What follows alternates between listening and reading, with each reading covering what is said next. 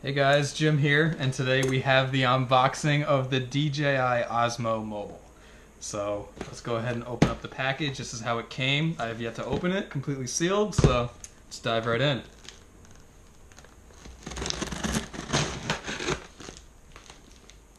Yep, it's definitely tape. Alright.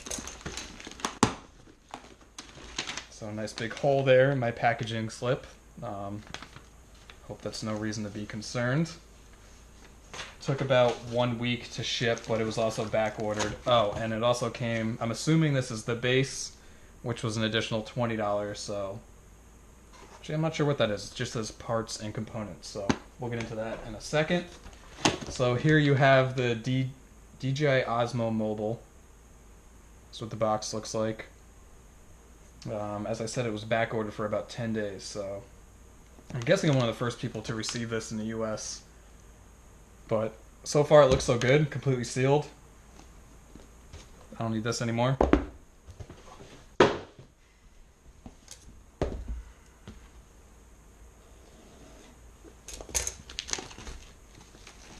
Alright.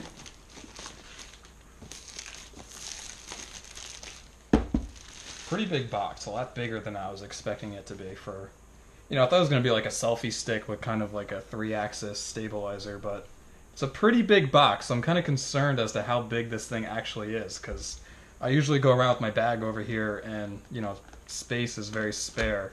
So if this thing's big, it's going to be a real big concern for me, but let's see what it's like.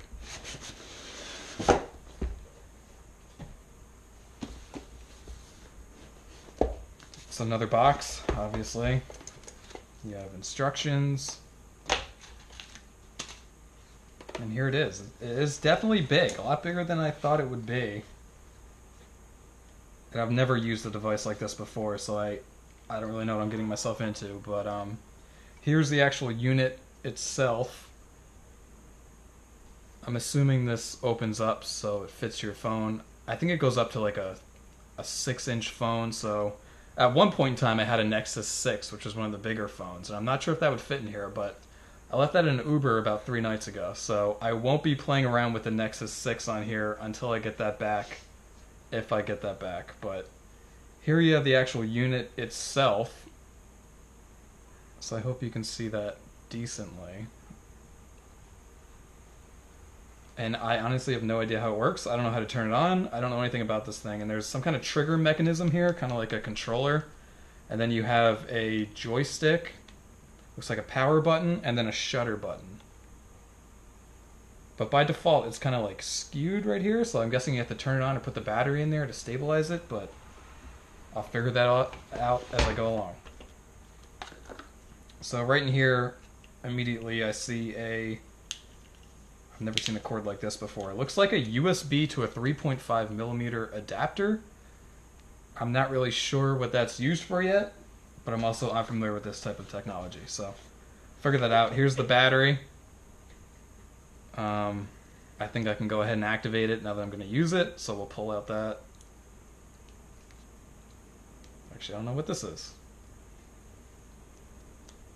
It says fully charge the battery before its first use. So I don't know how to charge the battery. I see some kind of... Nope, that's a lanyard. And then it comes with a spare little joystick thingy. But I don't know how to charge the battery just yet. I'm not too sure. I thought you just pull these things out. I'll figure that out later.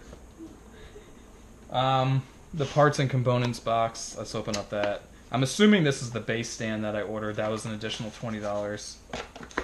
Yeah, it feels like that's what that is. So, not really parts and components, but rather the base stand accessory. So, it looks like you kind of just throw that on there like a dock. And then, there's no adhesive on the bottom of this, so you can't really put it on your car or on like a bike or something, so it's kind of just a stationary tripod, it seems. But it's pretty stable. I don't think that's going to fall over. But let's see if I can figure out how to make this thing work, or get this out of the dock. Let's see, there's like a little button that you push in, Pulls right out. Simple enough. Nothing complicated there. As for the rest of this unit, I'm not really sure what I'm doing. And I see this little like plastic fin on the top of this battery. I'm not really sure if you're supposed to remove that. Maybe I'll look in the instructions. I'm going to give this to my assistant for a second.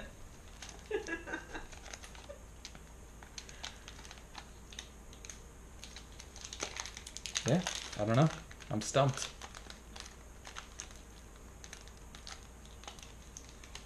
And like the instructions are in some weird kind of case. Oh, there we go. I guess I unwrapped the instructions themselves. Interesting. So, let's take a look at this thing. Prepare the battery. Fully charge the battery before using it for the first time to activate it. Otherwise, the gimbal will not work. Insert the battery as shown.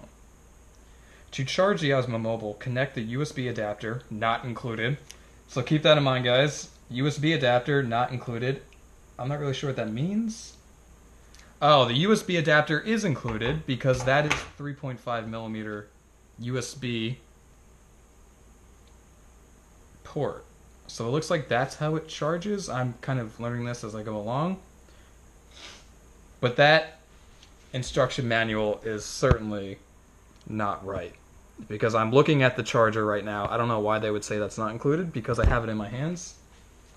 And also that's not a standard, obviously that's not a standard charger. So I don't know where you get one of those, but clearly it's included in the packaging. So you just kind of plug in, it's a headphone jack pretty much is what it is. But they're using that to charge the battery. So I've never seen that before, that's interesting. I'm kind of bummed that it doesn't have a micro USB port because now I have to carry around another cable with me if I want to charge this thing, but that's the route they took.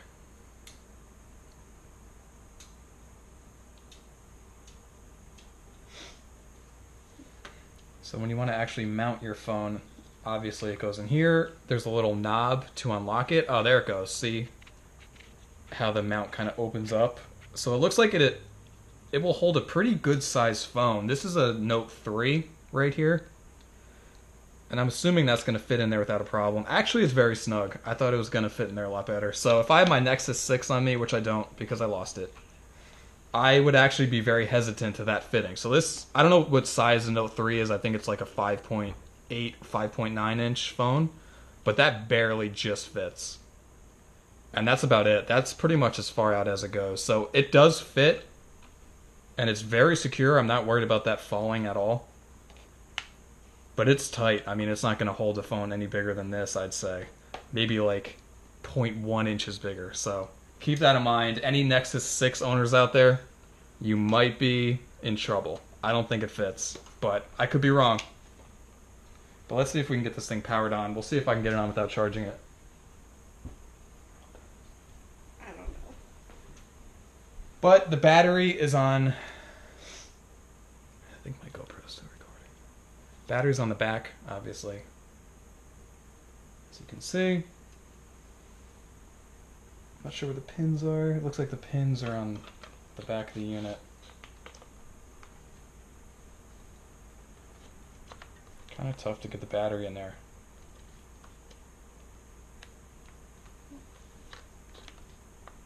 Actually, I don't know what I'm doing wrong. There it goes. Alright, so that's secure. Let's power it on.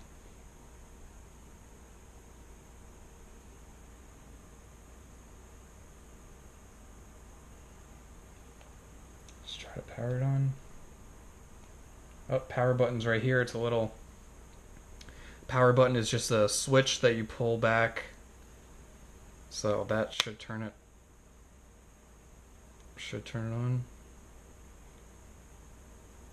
Nope, I might have to charge this thing.